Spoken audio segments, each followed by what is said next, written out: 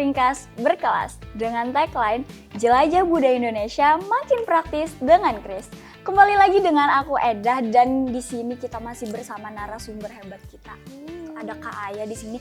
Oke, jadi kita melanjutkan dari part 1 tadi ya Kak. Iya. Tentang obrolan Kris Jelajah Budaya Indonesia. Jadi guys, Kris Jelajah ini udah kita bahas tuntas pengertiannya apa aja sih?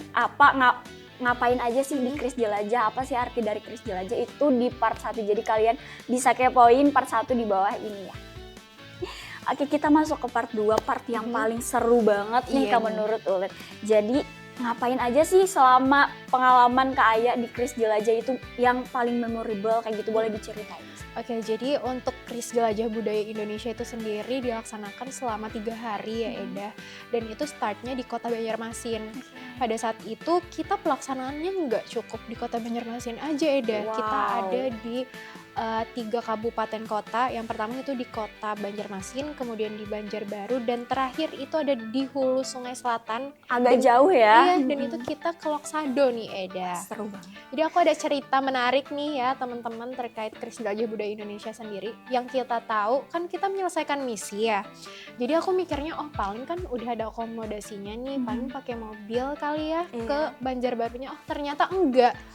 Iya, kita pakai bis Banjarbakula nih Eda. Yang hijau itu Kak? Iya, yang hijau-hijau itu. Jadi kita naik ke sana pakai bis, terus pas nyampe Banjarbaru gitu ya, nggak cukup sampai Banjarbaru aja, ternyata kita challenge-nya adalah disuruh untuk bisa order ojek online. Ojek online. Iya, untuk bisa ke sampai tujuan misi berikutnya nih. Oke, itu di hari kedua? Iya, itu di hari kedua. Dan kemudian pada saat hari itu, hujan ternyata Eda. Jadi kita Seru hujan-hujanan pas hujan-hujanan. misi. Nggak pakai jas hujan itu Kak? Nggak pakai pada saat itu. Jadi basah kuyup semua. Pakai jaket ini nih yang hujan-hujan kemarin nih. Ini, tapi untungnya ini tanah air ya Eda. Jadi nggak begitu bagus basah. juga ya kualitas dari jaketnya. Makasih Bank Indonesia. Terima kasih Bank Indonesia.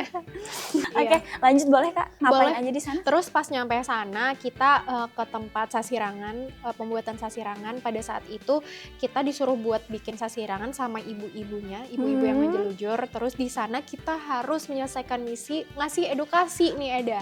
Terkait dengan Kris itu apa, habis itu kemudahannya apa aja. Jadi setelah kita bikin sasirangan itu ya, kita bikinnya nggak cuman sampai dari ngejelujur aja Eda, kita sampai selesai, sampai mewarnai, sampai selesai, sampai bisa jadi bahan yang bisa kita jual dan pakai gitu. Terus dari sana kita selesai dari menjelajah dari sasirangan itu sendiri gitu ya, kita harus ngasih tahu ke ibunya seperti apa Kris itu tadi, kemudian nanti ada fasilitatornya nih ada. Yang jadi penilai di sana. Jadi penilai bener, ibu-ibunya beneran ngerti nggak nih terkait dengan Kris itu sendiri. Itu sih part yang paling menegangkan dan juga seru gitu. Oke, itu rame-ramenya dan mungkin agak menegangkan. Iya. Yang setnya mungkin deh Kak, kayak gitu ya. Jadi karena kita bersaing juga nih kan Eda dari 4 tim lainnya gitu. Kita satu tim itu ada 3 orang, dan shout out untuk teman-teman aku Zahra dan juga Kiki, terima kasih sudah membersamai selama 3 hari itu. Itu seru banget, dan yang paling sedih itu sebenarnya pas hari terakhir sih, karena kita berpisah. Walaupun waktunya sebentar, itu udah ngerasa kayak bestie banget gitu, apalagi sama teman-teman yang lain juga. Walaupun kita beranjak dari kompetisi gitu ya, tapi kekeluargaannya dapat banget gitu sih. Mau lagi nih Kak? Iya, pengen lagi.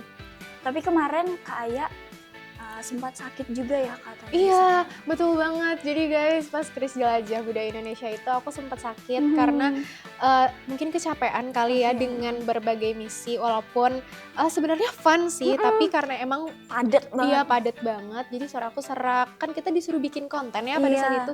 Jadi voice over-nya agak serak-serak basah gitu. Itu terabadikan dalam frame sih Kak. Jadi kayak seru-seruannya dapat banget, kayak dibuktikan dengan voice-nya yang hampir habis gitu ya. Seru banget. Guys, jadi buat kalian boleh nih Kak spill sedikit apa aja yang perlu disiapkan jadi peserta di Kris. Sebenarnya bisa lanjut ke part 3 nggak sih lanjut ke part 3 nggak sih, kita pembahasan tentang akomodasi dan keuangan atau persiapan yang dilakukan di Kris Jelajah ini. Iya. Oke, boleh deh kita lanjut ke part 3 ya.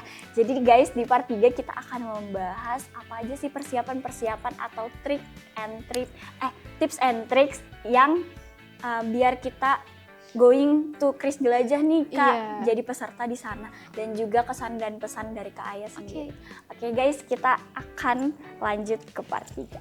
See you.